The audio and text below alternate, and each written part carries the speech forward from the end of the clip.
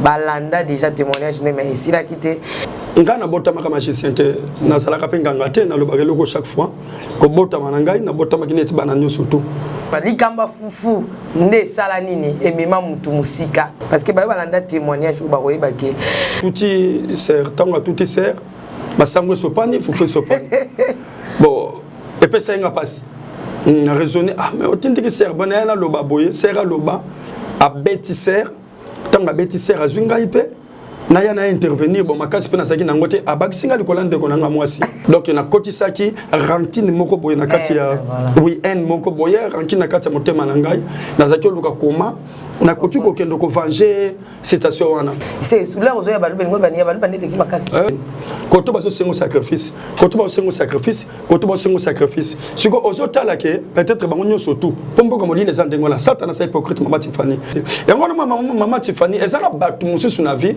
nzamba tinda bango ka pona ko yede batu gloire la et ezala ki ne fait or que tant papa dina bala zo kufa muto ali boso oya memara dina bala na aéroport bazo kabana c'était tambulukoki loko nyoso pe saye clé zanango tika na tika na welo ba image mama Tiffany na tika na jeep na su carte rose na pesier esprit elle boso akotsa nga nzoto ezalaki esprit ya la reine de boxe et la reine de boxe ezalaki première boxeur américain et nazalaki entouré na esprit lokola ba kanchofa ba paigous nde bazalaki ba esprit o bazali ko ya peut-être ko intervenir tant ba pesi ba kotsa bino ka esprit minde ba ko tu esprit dingwete non papa Josué excuse ozo koba na yo na tuna yo koma ki na niveau ya nganga to koma ki na niveau ka ya occultiste to koma ki otikala ki donc mais quand on explique aux un classement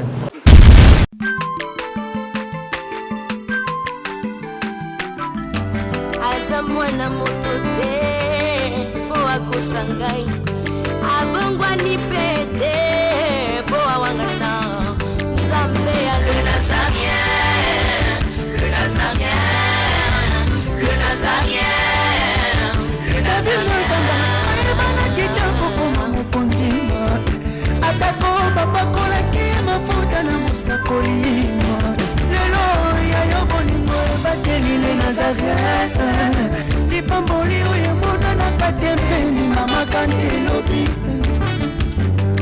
kolake mapapu masope mafuta tokokesitana longo na nzambe oyo babenga na makomi Jésus. C'est un grand plaisir pour nous de vous retrouver en scène et moment sur Nazaréen TV.com, un site qui nous édifie, qui édifie pas mal des chrétiens qui sont partout dans le monde entier.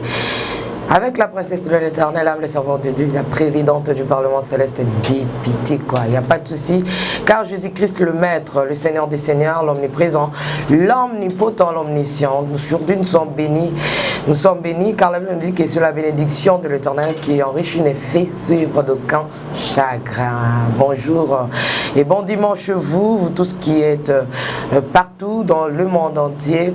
Je disais tantôt que nous sommes vraiment bénis à travers cette émission témoignage dont nous recevons le prophète Josué. Mais avant toute chose, bénissons le nom de l'Éternel à travers ces cantiques, car la Bible nous dit dans toutes circonstances glorifiez le Seigneur, dansons pour la gloire de notre Dieu, et nous nous retrouvons tout juste après. Yves Bolofa derrière la caméra et Alain Kiakala. À vous. Alléluia. Merci le roi de rois.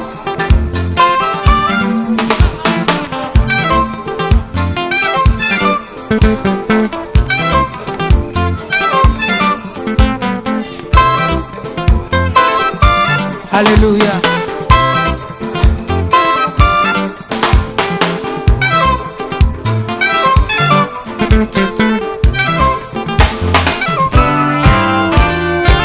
Tombola maboko na yo likolo. Lakisa maboko na yo.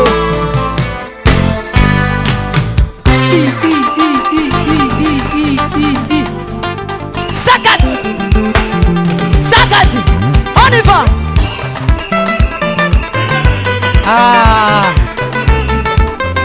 Salaboye, salaboye. Assis sur son trône. Salaboye. On y va. Assis sur son trône. Encore, encore, encore. Ah, ah, ah. Afandi na ngwende na ye. Yesu azaya kofanda. On y va.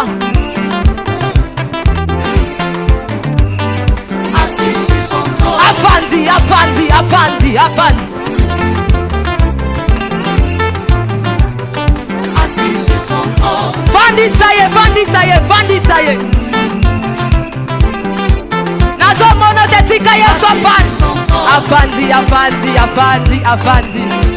Merci Jésus. Merci Jésus. Afandi, Afandi. Salaboye.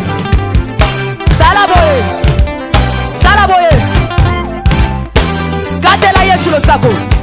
On y va. Gatela. Gatela. Gatela. Gatela. Gatela. Gatela. Kaka. Kaka. Yambalo ya taba ministre bakokata. Nazolo bakatela yelo sako. Katela yelo sako. Katela. Katela. Katela. Nazo monote. Nazo monote. Nazo monote. Nazo monote. Salango boye. Dose. Tolobi a tout. Yoka. Merci. Tolobi boye. Yambaloyo. Ataba ministre bakokata. Ataba généraux bakosala nini? Ataba ministre bakosala nini? Ataba président. On y va. Katela yetoke. On y va. Mabe Nzambe Zawapi, Mbamwiko wapi, tout ensemble, tout co. Bandoukou na les Nazaréens, toujours la princesse, avec ses invités. Aujourd'hui, nous sommes avec l'homme de Dieu, le prophète Josué, qui est tout là, mon invité spécial du jour. Je pense que ceux de les Nazaréens, Balanda, déjà témoignage, mais ici, là, quitté. Azongipo, Azongisa, Asisa, Msala, Abandaki, parce que la Bible nous dit notre Dieu commence l'œuvre et puis à comme ça on a souka. Zambe yaba œuvre inachevé. Donc lorsqu'il commence quelque chose, c'est pour achever. Donc je vous rassure que vous serez richement bénis. Parce que Balanda témoignage ou baroye bake ezakinde likambo ya makasi. Donc likambo makasi. Basopa qui foufou na évité c'est ça basopa qui foufou ya ba prophète Josué batinda ki bango je crois que na grande sœur oui voilà basopi foufou ya rolia yesko makasi ezaya kité na tawana bazui foufou pena babeta on sabo era la zakina prophète hein ah oui c'est maintenant zakina donc abike babeta basopi na foufou babeti na yo. Donc abé aussi la beauté babeti na yaya tali babeti na yaya na foufou sopani donc mon ambala la nzala donc beaucoup retrouver lorsqu'on a moi résumé pour que bozonga likamba foufou nde sala nini et mema mutu musika à côté bisika na sokinda kota mais na pesi mbote ba ndeko na soba kolanda biso en Afrique du Sud là particulièrement papa Guy la bala le sako na yo papa na maman Lauriane le sako la bala famille la bala mon maman Louise bana nyoso to Eden et win sacré anayer béni donc Nzamba pambola bino Marlène Mbouyi je t'aime beaucoup ma soeur ma petite soeur. Pourquoi pas Nekab depuis les États-Unis, Kola Pambola yo, Pambola maman Foura, Tabou na papa Bisika Bazali, Kola Pambola, maman Betty Kokeleya, maman Madeke Bani, Nzamba mona vraiment papa Kazadi, Deo Kazadi, maman Marie-Claire Karawana, papa Timothée Karawa. Pasteur Shalom, bonjour. Merci, Shalom, bonjour. Bonne santé. Oui, Seigneur Azosunga biso. Kolebele hein. Oui, mais kolebele maman Tiffany. Bana Nzambe ba Olanda mbote na bango. Oui, na pesi mbote na bande konyo surtout. Oyo ba sepelaka na les Nazariens. Malgré que ça fait longtemps tout le monde a quitté. Ça peut être 2 ou 3 personnes mbote. On va se soutenir pour faire un témoignage makashi Nzamba Pambola. Papa Jim et puis maman Nana, ça fait longtemps aussi malgré tout solo la réalité sur mais na mutu nanga nazapenda reconnaissant envers yo papa Jim. Nzamba Pambola sous maman Jackie Lukota, maman Israël, maman Gigi Maman Anama, tout le monde là. Malgré que mes collègues te solo la raté, mais on a dit que le col te zongi na kata les Nazariens. Tu rebenga na lissu sur ko solo là. Na comment qui rare parce que misalande les académiques. La classe, c'est ça. Ya solo papa banza bakolanda yo babongisa pete moi papa Jim moi maman bangonya surtout et va perdre fil d'idée et zalaki nini dans 5 minutes mo beaucoup témoignage na yo poto kota na ba partout etikala ki pe aussi ça. Merci ceux qui malgré me coller les belé hein parce que bato ya poto bazalaka très compliqué balandelaka point bazo landelelo komoko babosani ke mutu akotolo balikambu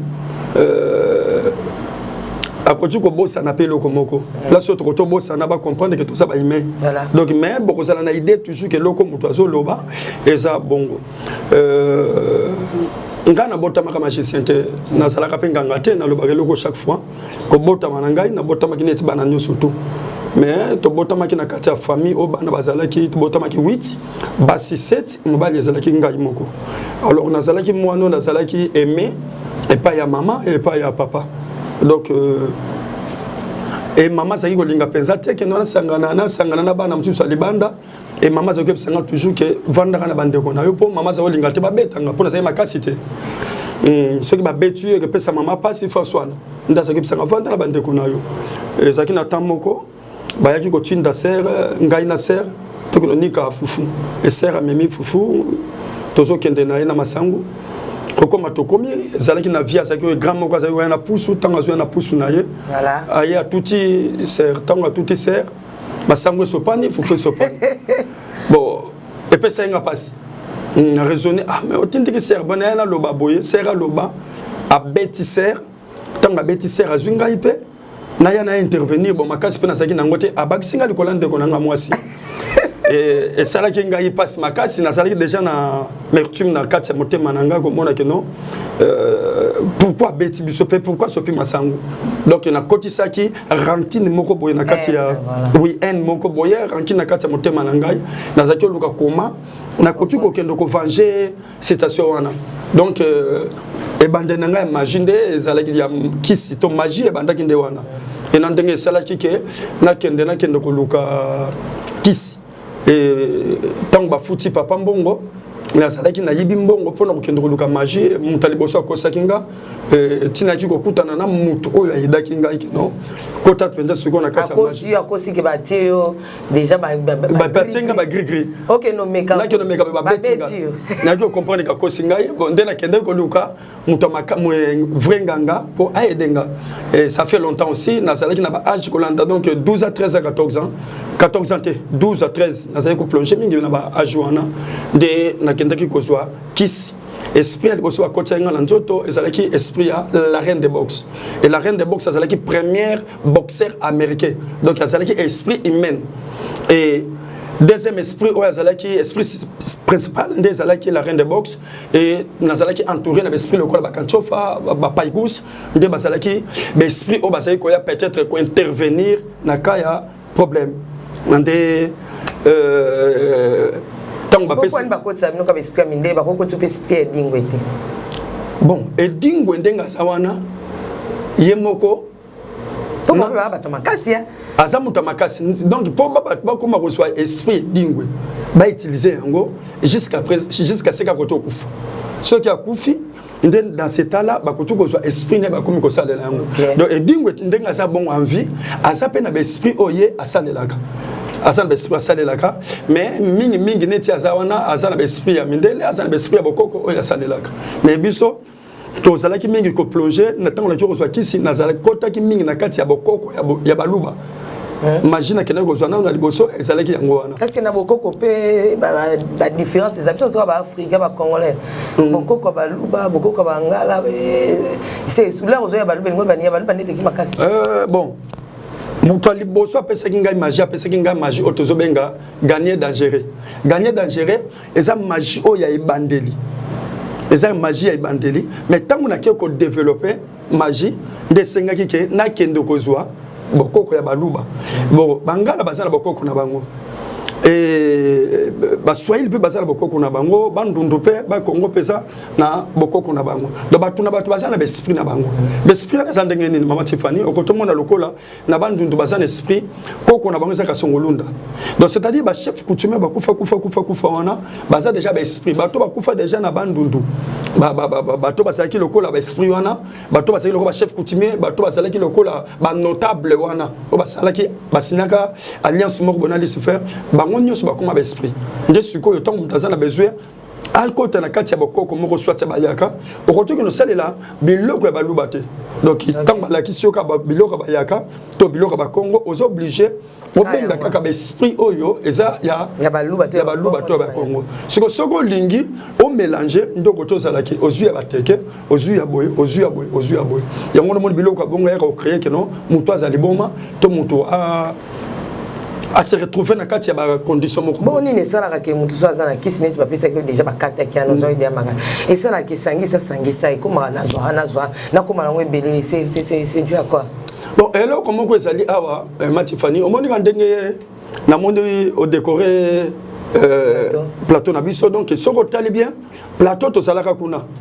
Na oyo weza différent on a zomona déjà côté plateau côté boye bureau na yo côté boye toilette côté lire moi bicarbonate de Thomson dans moi na carte toilette donc c'est à dire que on looki développement moko boye c'est ça les mêmes choses aussi na carte ya magie to na carte ya bondoki au retour tigala na CT parce que ndenge zawana mutususa kotoza la déjà na 5e niveau ceux qui ont tigala na premier niveau arabeta yo les mêmes choses aussi bisoma na Nzambe au retour du karaté que non otika le bébé spirituel même Paul a reconnaître le bi que non tant on la zalaki mwana na le baki lokola mwana mais tant on a konna comme le balokola mukolo donc bébé amela ramili qui même kolo aliaka mukwa donc c'est à dire que na kati ya domaine satanique et ça que Mama Tiffany il faut nous chaque fois atteindre niveau moko ezali élevé pour oser la paix protéger. Est-ce que niveau moko singa kai pa mutu mo tabaki sur le niveau Mama Tiffany na koto ko expliquer que mutu na koto baki sur le niveau asuka pe il faut louper motoaza les colonnes. Donc domaine en magie, Mama Tiffany, et ça domaine où il y a sacrifice. Peut-être même là quand on a sur côté la Bible, on remonte que Balaam, à ça qu'il faut prophétiser. Moïse peut, à ça qu'il faut prophétiser. Mais tant que Balaam azolinga la kela Israël mabe, nzamba za roboya pourquoi? Nzamba zotala premièrement alliance, nzamba za kotala sacrifice. Au Moïse à ça 10 personnes na mutu a pesi 15 personnes so beaucoup na bitumba ça na mutu na yo tango so ko utiliser 10 personnes mutu a 10 personnes on osuka mais mutu ya 15 personnes abandi 11 12 13 14 on matokita ako bon, quand est-ce que et ça là que au sangisi pour sangisa mais et on maîtriser l'esprit wana nyoso comment parce que comme je crois na jalousie je crois bien parce que oya ose comment ba on surtout pas ko se maîtriser na kati ndoto no pe ba vandi kimia ba otosa et que ba ko beta ote quand est-ce que pe et ça là que ba esprit na so sangisa sangisa milimo te yango beta bela liboma ndenge ça là que mutabeli liboma sangisa qu'est-ce comment ça se passe? Bon, là, comme on a Mama Tiffany, na kati ya kosangisa, omoni okoti kozaloza na 5 esprits, 1000 esprits. Ozo gérer bango. Parce que ezab esprit oyo baza dirigé par maître moko. Et je vois Christ azol belo ko na biso ko moni deux royaumes comme bunda et ba royaume neza divisé. Donc c'est-à-dire que soko moni na kati ya moto azoko ko soko maîtriser l'esprit yemoko akende ko dokate yebaka ke et comme problème nini koto baso sengo sacrifice siko ozotala ke peut-être bango nyoso tout pombo comme les andengola satana sa hypocrite Mama Tiffany satana sa clarté le ko la nzambe satana koto zala ke yo solisinga madame koto ba lebi solise mabe koto ba lebi solise mabe koto ba lebi que non jouer hypocrisie et na kati ba tuana objectif rezalaka moko parce que ba yebi déjà que non tana yo peut-être bah comment sentir que le langage na yo et comment qu'il ne pas bon moi bah quand on sentir déjà que le langage ya moto ndenga za boto za na kati soit na kati na ye azana esprit moko ya bonzambe kati na ye ce qui to tiki e bon moi maka alors bon créer les eloko moko koto za la ke abela liboma soit akufa Et là, on senga yo c'est que sacrifice. Et ça biso montentel et par muto ba ko senga yo oyo kaka ko koti sur la confession. Yango le monde sala ka que non muto abeli liboma muto a écrit les bango ba problème muto azangi contrôle ba biloko wana. Mais en réalité tant on a bien la satana au contrôle l'esprit na yo. Mais tant on bandu ko yina yo mama tifani sala muto na yo ke à côté que l'esprit yo contrôler bango au contraire l'esprit en ande ba ko détruire. Merci papa, je suis Tokokoba au conception na bisika ozo mema biso maintenant. Oui ndé yango wana nazalaki ko loba muke donc nandenge to yaki ko suka je crois na témoignage na biso place to sukela ka idée até mais na lingi kaka keno to kita na banda bisika oyo mama azalaki ko prier pour ngai mingi et tozalaki na chaque fois ce qui obimi oye na butu ezalaki na maman na je crois vous avez imaginé ya les capé pour notre témoigner oui et maman azalaki na habitude ya kozala na son âme maman oui maman heureusement to soit déjà vidéo et après voilà c'est ça vraiment maman Tifa Nicolas Pambola yo yango no moni image ezaka nécessaire ceux qui témoignage ceux qui okendaka ko filmer maman na te le temps donc azate nzamba Pambola ne Lazaria quand ndenga na lobaka ke Tifa no sala chaîne amen il faut ça la peine la chaîne donc nzamba soutenir amen ndé nasaki kolba toujours que et ça là qui ceux qui obimi oye au sali bon dokino ye ou soit au sala bon dokino na moito na butu non papa Josué excuse ozo koba na yo na tuna yo koma ki na niveau ya nganga to koma ki na niveau ka ya occultiste to koma ki otikala ki donc mais quand on explique aux un classement bon ne bandeli na ngai tango oyo na lobake na meke ko travailler. Donc, différence ni neza batu ya science occulte na banganga na magicien na bandoki. Donc tout le baké un vrai nganga il faut zalandoki. Donc quand on zalanganga te c'est ko zandoki te. Un magicien a sa pe moto yo ko to monaka. Mais différence de la magicien, il y a lié à misuni ya batu penza lobeza la condition moko boy. Mais il y a ça toujours pour nous sacrifier. Mais ndoki il y a ça la azwa kaye moko azolia. Nganga za na bitide azuye moko lié ndabo apesi. Mais batu ya science occulte bazala batu oya kokuta bango baza penza salité te lokola batu mususu bazala oya kokuta baza organiser bazala ba livre baza ko tangisa yo magie bazo la kisayo magie bazo la kisayo ndenge ni nokoto réussir donc ba sala penza précède il faut ça la penza enseigner mais na kati ya bondoki enseignement bazo konga na butu enseignement bazo konga na butu ndo zo kokola na kati ya bonganga appelle même chose aussi nganga koto ça la kiaso ko enseigner na moyi et na butu pe ça ko enseigner ndenge na saki ko ba toujours que tozaki na habitude soki na bimi na butu oyo kozonga na ndako na tongo na bondoki tongo wana mama na koto banda prière ne 4 heures mais na 4 heures wana mama lopango te azalaki vase OK mama na ngamoko ko ka osala musala wana te yango na mama Tiffany ezala batu mususu na vie nza batinda bango ka pona ko yede batu gloire à l'année ndenge poso yede biso amen c'est le Nazarien c'est là qui peut-être le loto et banité na photo c'est ça voilà et ndé ça là qui que maman na 4 heures akola muka abandi ko prier tant azo prier akozwa mbeli na ye oya zala ki saka biso wana aza ko beta yango na se arabi nazo kata misala na yo oko progresser te au moins nzamba ça la vivante yo ko bongola motema na yo oko servir nzambe et ceux qui n'ont pas déjà que nous avons une prière, il faut même des esprits. On va expliquer que non, maman n'a pas dérangé. Donc maman Tiffany prière au monde que tout ça là, maman Tiffany retourne négliger un côté. Ceux qui essayent au ganga essayent au fukama parce que on a dérangé ngai ba prière au salam malem bete ka ko ganga. Non, maman Tiffany, Christ même yemoko pendant la nuit à ça la prière à kimiate. À ça qui toujours ya ko ganga. Ya romantique sa voix na ye. Donc yango le monde eloko wana. Et ceux qui loko là qui ba bengi yo que non nokomoto maman na nokomoto. Donc c'est-à-dire que nga atoti muto aza makasi ko lekanga nga za okende kaka to betinga essentiel na signaki yo. Donc ceux qui mission na bato bazo ko lemba nango nga ifuna yana bundana nango na sala yango na camarade nanga moko na salaki na ye et mais comme ça akufaka Wana mususu. Ah, ok. Wana suko yo asa invité. Mais la plupart ya batu oui, maman Tiffany basa sont invités. La plupart de travailleurs na bango magie au batika la envie, ceux qui basé belé ba koto les 20 cité. Et na 20 wana ba au bazo servir Nzambe, ba koto Salomon ba 8 9. Les restes etika la wana vie beba bango. Donc sur tali bango ba ko ba koko. Pourquoi l'esprit de Jésus et bébé si vient à bango nde yango wana ezalaki toujours soki maman la bondeli bakobenga ngai ke no yo bima ke ndenge bisaye atika prière to atika comprendre ke no ko prière ke no gangela na ko lamuka même vers 5 heures na bandi ko finga ye na bandi ko gangela ye ke loko zo sala ngana lingi yango te naza mwana na yo te tika ngai yepe bando l'action ka mbeli na atala molili wana ba 5 heures de molili ezalaka abando ko biso ke non okobongola ka motema na yo soki penza ke yo sana magie ya solo bomangai soko bomingai c'est que Nzamba di na bala azana na bomoyité. Maman Tiffany, bon Nzambe c'est très compliqué. Très compliqué. Très compliqué. Et le long on explique que maman wana c'est ko bon de la ponangai kaka na Nzamba di na bala. Parce que Nzamba Nzambe malam. Mais maman Tiffany to me reparler le ko wana. Mokolo mususu ngamba la moko na zo la nkola zo bisanga lobi adi na bala bon de le Nzambe.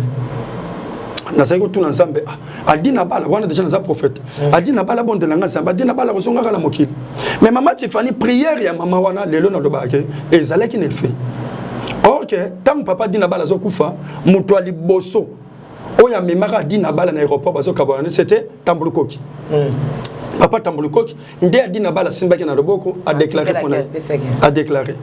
maman Tiffany ngaza comprendre eloko wana te mais maman na seko bon de la pona ngai okokuta na Nzamba dina bala dernièrement maman Tiffany na salaki na ba prière ko la zo bisanga lobi yo il faut que na dina bala bon de Nzambe na tuni Nzambe mais adina bala za vivante na ko kuta na ndengani asinga lobi kota prière tant na kota prière maman Tiffany Nzambe ko diriger nga lobi non et adina bala na za ko expliquer yo il faut que ndokuta na Tambulukoki et Nzamba pambola papa Tambulukoki makasi et na kendaki abondeli Nzambe maman Tiffany tant papa na wela ta ba image tant papa azobondela na Nzambe matoi na nge fungwami nkolo ebisinga lobi prophétie oyo ekokisami pe ba prière o mamosali na ngazaka kosala ekokisami mama wana ndekolo bingi mosene mama Tiffany a travaillé ko lega ngamo ko nzoto a travaillé ko lega ngai moko ko nzoto au moins la msupa za ki nepele msu mutu te église asambela ne kaka oui asaki mutu te asambela kaka o monika bato basambela ka mingi wana nde mama wana na kendo sala ki na kuta na papa dina bala et papa Tambulukoki mama Tiffany quand on a zo kende ko kuta na papa Nzambe bisinga bi luga une grande offrande ngana penser na ngai na lobi kete offrande na sombela memela $200 na sombela veste na soulier na kei mais tant on a commis sur le terrain papa bando bon de la ponanga Nzambe bisinga lobi ozana mutuka moko zo biloko ni so pesa ye clé ozana ngo tika na tika na welo ba image mama Tiffany na tiki na jeep na su carte rose na pesier et na bisimo sinanga na bana tozonga makolo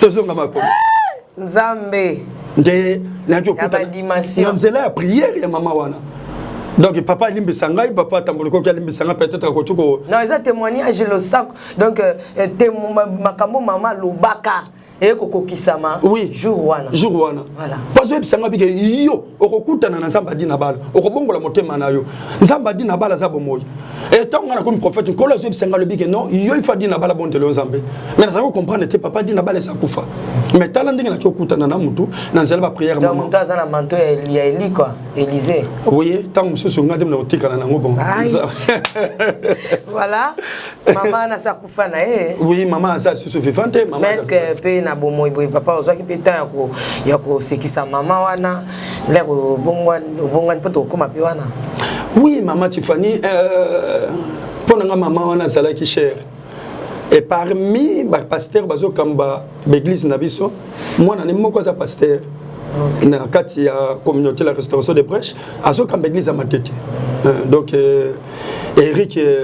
Ricardo Ricardo Bishop donc azana moi na maman wana donc tozana na kati ya communauté donc azaki pona nga pena zalaki mama voilà tokutokoba nde nazalaki soki na ye na kozonga wana na bandi koswanisa ye na kati koswanisa wana ye paso koloba nanga kaka donc aso modiri nga yo kokutana na nzambe adi na bala yo ndongo zali alfo bongola motema na yo etango na kozonga na lobi bon lokona na swanisa kotika aotika te ekomaki pe kopesa mama ya botinga pasi akomaki de hormone ebise mais mama na longela oza ko exagérer pe ceux qui sont pas aussi c'est quand membre de famille ya biso moko tika pe na no boye tika pe na no boye maman ndalo bon po yeba quitter ou comment maman ça la ki courant maman yeba déjà mais maman Tiffany niveau maman comment ça tu matumboli pe donc macheton donc elle qui OK maman wana ça la ki ko bundelanga ba bilo comme ça qui spirituel na nzela ba prière na ye nganga kisi non so revandi au côté dans le pango na bango boy ko boka mbongo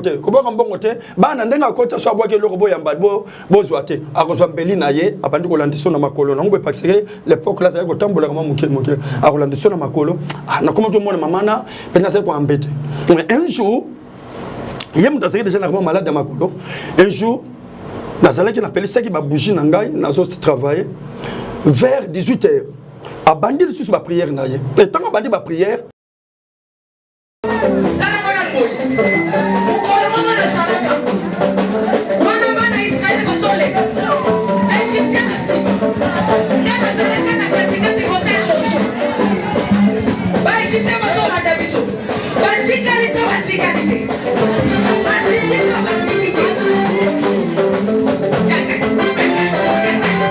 loba satana aza na baproblème asimbi kisi ya likambo ya kisi te yo mpeke noluka kisi na osala nini osimba. Shalom peuple de Dieu, que la paix de notre Seigneur Jésus nous comble parce que tous nous avons besoin de la bénédiction de l'Éternel. C'est la sœur Tiffany Mokoa, la princesse de l'Éternel, la présidente du Parlement céleste, députée Kwanabanda Kunabino. En tout cas, la Bible nous dit, vous connaîtrez la vérité et la vérité vous affranchira. Nouvelle Akaka, tu peux communiquer, information, c'est que les Nazaréens ont moins souci, vraiment souci, mon côté technique. Voilà pourquoi nous vous supplions, nous vous demandons, s'il vous plaît, d'ailleurs, vous acceptez Rabiso Nabanda Kunabino, car le lingue est aux alliés. Vraiment to senga na bino na bolinga nkolo bayo bolinga ka kolanda mingi les Nazaréens vraiment bosunga biso bo s'abonner na les Nazaréens news donc neka ke komami wana les Nazaréens news parce que les Nazaréens o ya Kinshasa ne oboye baki liboso ezu un petit problème technique donc moi to ko tsaba vidéo il y a milai isa vraiment pour l'instant donc voilà pourquoi na bolinga musalo tozala nango tosala libino les Nazaréens news dans les Nazaréens news ndé ya bino les Nazaréens news les aka les Nazaréens donc ndakwa les Nazaréens okay? Famille les Nazaréens toujours mais news obetika les Nazaréens news ndenge ba komyango wana o cliquer na place ba komi s'abonner au s'abonner massivement donc s'abonner ou puis moninga s'abonner ou puis de quoi s'abonner donc vous s'abonner massivement s'il vous plaît bible ngakolo bible ngala sœur Tiffany bible ngala princesse de l'Éternel bo sala on pona bolinga nzambe. Je vous aime beaucoup de l'amour de Christ donc je disais tantôt que les Nazaréens ont un petit problème technique, voilà pourquoi nous vous supplions de s'abonner sur les Nazaréens news. Ces derniers temps nous utilisons beaucoup plus les Nazaréens news parce que les Nazaréens Kinshasa a un petit souci, un petit problème technique. Que le Seigneur nous bénisse, que le Seigneur vous bénisse parce que tous nous avons besoin de la bénédiction de l'Éternel car la Bible nous dit c'est la bénédiction de l'Éternel qui enrichit ne fait suivre d'aucun chagrin. Au moins émission Tali Oyo attaque au Tali donc toujours sous kaka ba minute cho ba 1 minute 2 minutes 3 minutes parce que moi to ke mula ezate donc ba témoignage au lanjo table centre au lundi mission ka au landa oyo attaque oyo lundi ya muke oyo donc cliquez lien oyo za na sewana après titrage kazo elandaka wana donc soko moni titrage na sewana au mona lien alors cliquez lien wana et remember directement dans les Nazaréens news donc cliquez kaka donc au tali attaque au mona titrage ezawana parce qu'on a c'est à titrage wana au mona lien final lien wana et remember dans les Nazaréens news. Quant à moi je suis rempli, je suis comblé de joie pour beaucoup s'abonner et belé ciao.